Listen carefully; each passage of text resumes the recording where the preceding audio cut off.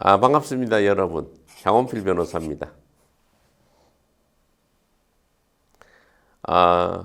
오늘은 성폭행을 당했을 때라는 주제를 가지고 이제 말씀을 드려볼까 합니다. 앞서 한 번은 이제 성범죄로 고소를 당했을 때라는 주제로 얘기를 드렸는데, 그건 이제 주로 이제 남성의 입장에서 했던 것이고, 또 여성의 입장에서는 아무래도 이제 성폭행을 이제 피해를 받는 피해자 입장에 놓였을 때는 또 어떻게 할 것인가라는 주제로 요청들이 좀 있어서 그에 맞춰서 한번 오늘 얘기를 해볼까 합니다. 그럼 출발은 이제 성폭행이란 무엇인가에서부터 이제 출발을 합니다.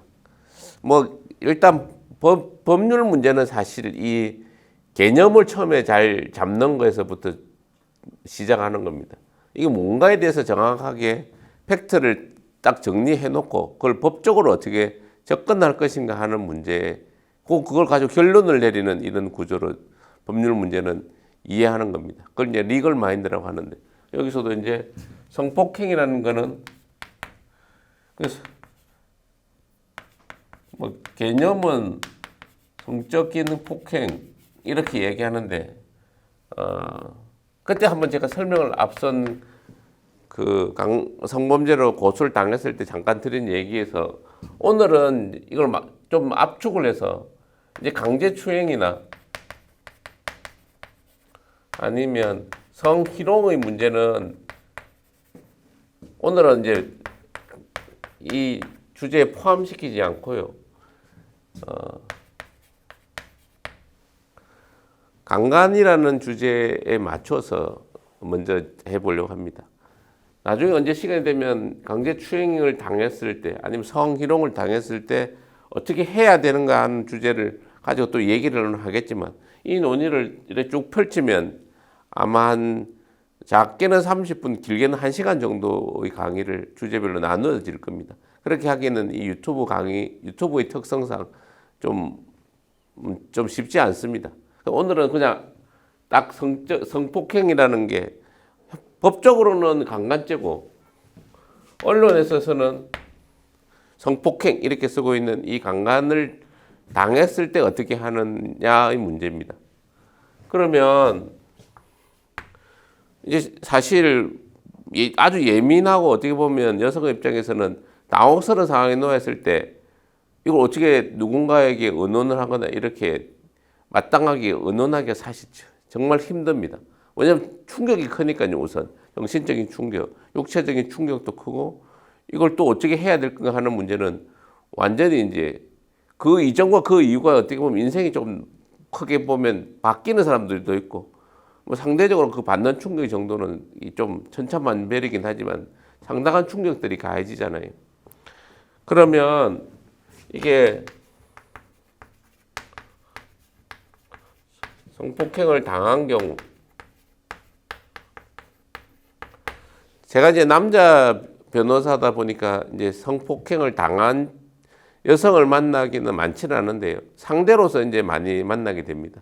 왜냐하면 성폭행을 한 남자가 이제 구속되거나 이랬을 때 수사받고 재판을 받는 상대방으로서 이렇게 많이 만나기 때문이죠.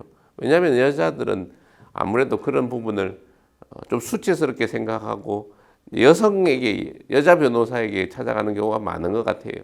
그렇지만 어쨌든 저희가 설명을 이제 하자면, 이게 제일 중요한 부분은 사실은 치료 부분입니다. 이게 예기치 않은 상황에 맞닥뜨렸을 때, 쉽게 하면 이 교통사고를 크게 당했을 때를 예상해 보면 제일로 중요한 건 나중에 법적으로 접근해 가지고 이걸 돈으로 해결하거나 누군가를 처벌하느냐의 문제는 그 다음의 문제입니다. 실질적으로 살다 보면 가장 중요한 부분은 이걸 어떻게 처음 이제 성폭행을 당하기 이전의 상태로 돌릴 수는 없지만 자기의 피해를 최소화하기 위한 방법이 제일로 중요한 것이죠. 그러니까 이게 이제 신체적인 부분에 대한 치료, 그래서 정신적인 부분에 대한 치료 이런 것들이 우선 제일 중요한 겁니다. 왜냐하면 성폭행을 당한 건 나의 잘못은 아니거든요. 내가 뭘 잘못해서 이렇게 한 게 아니라 누군가로부터 가해를 당한 남자로부터 남성으로부터 나는 억울한 피해를 받았다고 생각을 하고서 그걸 이제 신체적으로 뭐 폭행이 수반되거나 했을 때는 치료를 해서 상처를 아물게 해야 되고 또 정신적인 트라우마가 생기지 않게 그걸 정신적으로 이제 뭐 어쩌면 스스로 자책하는 경우가 많으니까요. 근데 그걸 극복하는 문제는 이제 치료 의사와 상의하시고 정신과 상담을 받고 하는 문제는 제가 드릴 말씀은 아니고 그렇지만 이게 제일 중요하다는 얘기인 거고 치료가 법적인 접근에 있어서 지금 중요한 건 실질적으로 여기서 이제 수사와 재판을 받는 이게 접근이 두 가지 방법이 있는데 어떻게 보면 형사적인 부분은 기본적으로 형사 문제라는 거는 범죄와 처벌의 문제가 이제 형사적인 문제인데요. 그러면 이제 여기서 범죄라는 것은 이제 이게 형법에 있어서는 강간죄라고 이렇게 해가지고 그걸 처벌한단 말이에요. 그럼 그 강간죄가 이렇게 됐을 때 가장 억울한 경우는 나중에 내가 상대방이 이렇게 가해자인 남성이 빠져나가고 무죄가 나거나 무혐의로 돼서 처벌받지 않을 때 더 상처가 크게 남는 겁니다. 뭔가가 사람은 여기서 정신적인 신체적인 치료 말고 정신적인 이거는 트라우마를 극복하는 것도 중요한데 트라우마 극복에 있어서 제일 중요한 거는 보복 감정이 좀 수반되거든요. 인간이 신이 아닌 이상은 뭘 잘못했을 때 상대방이 처벌이 돼서 고통받는 걸 보고 싶어 한단 말이에요. 그것이 사회적으로 뭐 문제에서 처벌되거나 아니면 그 집단 내에서 처벌되거나 이렇게 하는 부분에 있어서 이제 이 형사적인 처벌에 있어서 이렇게 만약에 상대방을 처벌을 하기 위해서 과연 무엇 해야 될 것인가 하는 부분이 오늘의 이제 드리는 주제의 얘기입니다. 그러면 여기서 절차상 여기는 크게 보면 두 단계죠. 수사 단계와 나중에 여기 재판 단계인데 뭐 나중에 집행하고 교도소 갔을 때는 뭐 나중에 그거는 끝나 있는 문제니까요. 어쨌든 징역형을 받게 하든 여기 재판에 있어서는 의도하는 것이 처벌의 형을 높여서 처벌이 이제 강하게 되기를 원하는 거잖아요. 약하게 되기보다. 그럼 여기서 이제 수사를 이제 최초에 할 때 유념해야 될 것들이 이제 쭉 몇 가지입니다. 수사와 재판에 있어서 제일 유념해야 될 부분이 뭐냐면 초기에 증거를 확보하는 게 제일 중요합니다. 이렇게 왕왕을 보면 가해자인 남성은 처음에는 자기가 잘못을 되게 인정하는 경우가 많습니다. 그러다가 나중에 어느 정도 변호사나 이런 전문가의 도움을 받고 나면 그냥 오리발을 내밀면서 이 태도를 급변합니다. 그러니까 실질적으로 초기에 뭔가를 잘못했다는 증거 확보를 안 하면 시간이 가면 갈수록 막 그냥 대수롭지 않게 모면하려고 하는 쪽으로 남자들이 많이 바뀝니다. 그러니까 여기서는 초기에 증거 확보가 중요한데 이 초기의 증거 확보는 두 가지입니다. 물적인 증거하고 인적인 증거인데 물적인 증거가 이제 나중에 그럼 여기 가가지고 이제 병원에 가서 진단서 같은 거를 받는 거죠. 예를 들면 정액 채취할 수도 있고 그다음에 이제 산부인과나 이런 데 가서 이 상황에 대해서 어떤 상태였다 어떻게 하는 걸 빠른 시간 내에 최대한 빠르면 빠를수록 좋은 거죠. 근데 이게 사실은 쉽지는 고민을 며칠을 고민하는데 제가 드리는 얘기는 며칠 고민할 게 아니고 초기에 증거를 확보하지 않으면 내가 원하는 상대를 나에게 고통을 준 사람한테 그 보복을 할 수 있는 기회가 자꾸 사라진다. 내 상처에 내가 입은 상처에 고통받을수록 상대는 더 웃을 수도 있다는 거죠. 강간이 원래 의도와 막 이렇게 어쨌든 그렇게 가해자 입장에서는 피해자의 입장을 그렇게 헤아려 주지 않습니다. 그렇게 피해자가 입는 정신적인 고통에 대해서 그래 공감하지도 않고 미안해하지도 않는 경우가 되게 많습니다. 그러니까 그 당한 여성 입장에서만 억울한 일은 사실은 피해야 되는 거거든요. 그러니까 이 물적인 증거를 최대한 가서 진단서를 확보하는 것도 중요하고 이 친구나 동료 이런 사람들하고 부끄러워하지 말고 얘기를 빨리 사전에 해야 됩니다. 이 사람들이 결국은 뒤에 가서 증인이 되거든요. 이게 성범죄는 이렇게 은밀하게 이루어지는 것들이 많고 하니까 되게 당사자 간에 두 사람 간의 문제로 되게 끝나는 게 많아요. 그러면 주변에 목격자나 이런 증인이 없으면 나중에 그 현장을 목격한 사람이 있으면 좋은데 그 사람이 없다면 이 일이 일어난 그 시점에 접근했을 때 과연 어떤 일이 누가 어떻게 얘기를 들었냐 봤느냐 하는 얘기에 대한 이제 수사하는 검사 입장이나 경찰관이나 재판하는 판사 입장에서는 결국엔 그런 쪽에 초점을 맞춰서 접근할 수밖에 없다는 거죠. 이게 CCTV가 있거나 예를 들어서 뭐 이런 것들이 이제 객관적으로 이제 좀 그래서 이런 물적인 증거를 되게 아니면 정액이 뭐 팬티 같은데 정액이 채취되거나 이거 이러면 훨씬 이제 쉽게 접근할 수 있지만 이런 것들이 사실은 되게 중요하다는 것은 이제 첫 번째 드리는 얘기고요. 이제 두 번째 이제 재판을 하기 전에 조금 더 여기서 설명을 드리면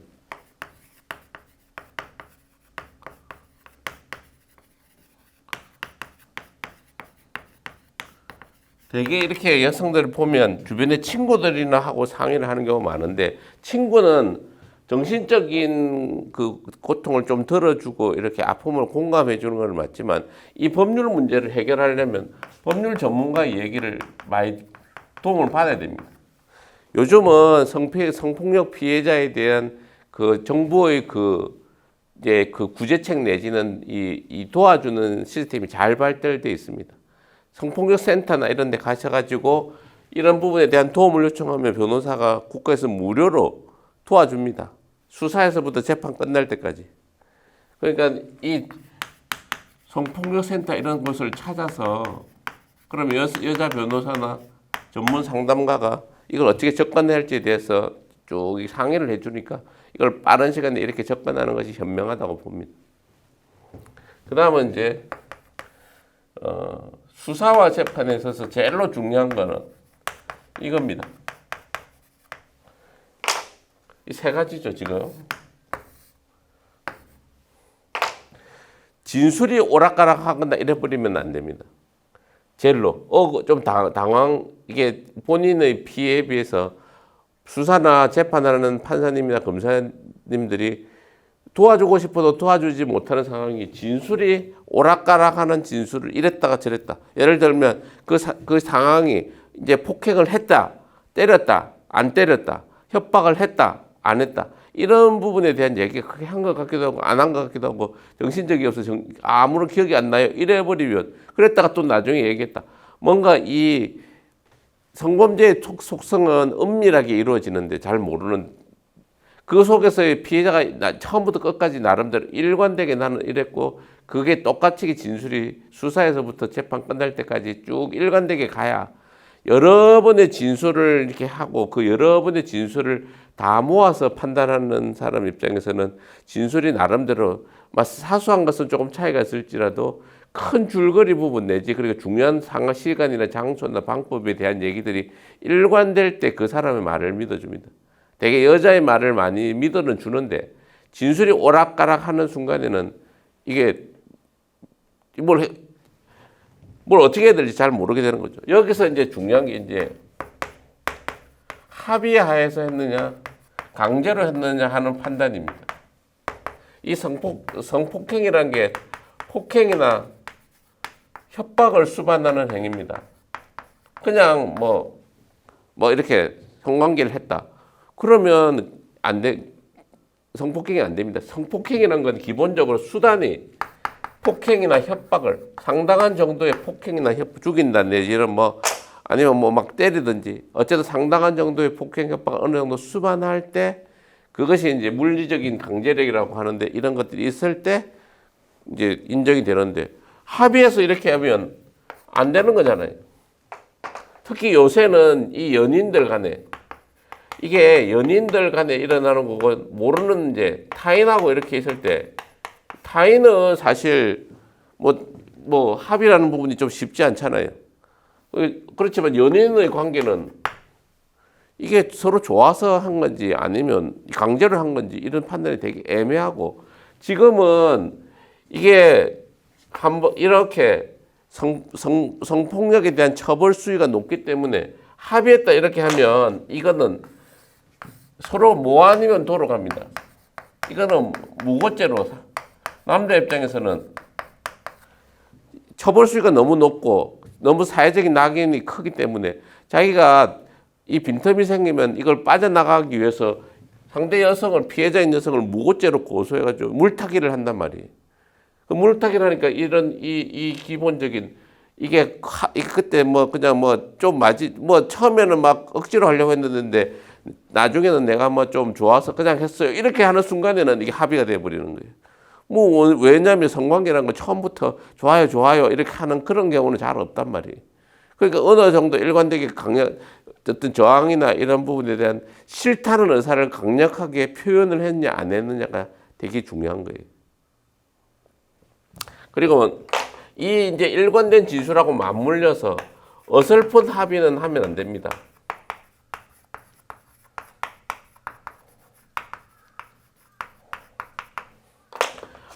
이게 처음에 빠져나가기 쉬운 게 합의하는 겁니다. 상대방 입장에서는 합의를 하고 뭐 처벌이 되든 뭐 이게 어느 정도 막 돈으로 주든 아니면 용서를 구해가지고 뭐 싹싹 빌든 막 이게 아유 그냥 막 어째 끝난 일인데 어쩔 수 없다 이래 생각하고 그냥 막 합의를 이렇게 돈을 받든 돈을 안 받았든 뭐 좋다 문자로라도 막 이게 없던 걸 그냥 끝내겠다 뭐 덮어주겠다 내지는 그냥 이렇게 해놓은 상황에서 또 진술이 이렇게 헛갈려 버리면 나중에 무고죄로 처벌이 돼 버린단 말이에요. 이 역으로.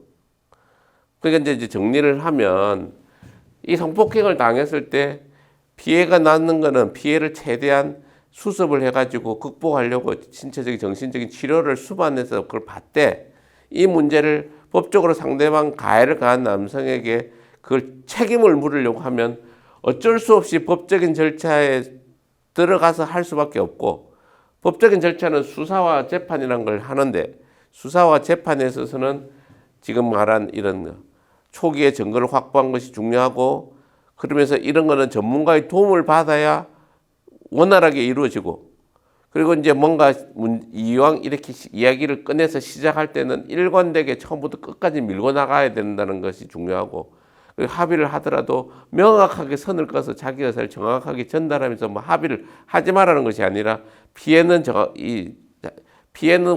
정확하게 인정을 받으면서 그 다음에 합의를 해야 뒤에 어쨌든 불필요한 오해나 억척이 사라진다는 겁니다. 오늘은 그 강간죄로 이제 성폭행을 당했을 때에 대해서 한번 알아봤습니다. 시청해 주셔서 감사합니다.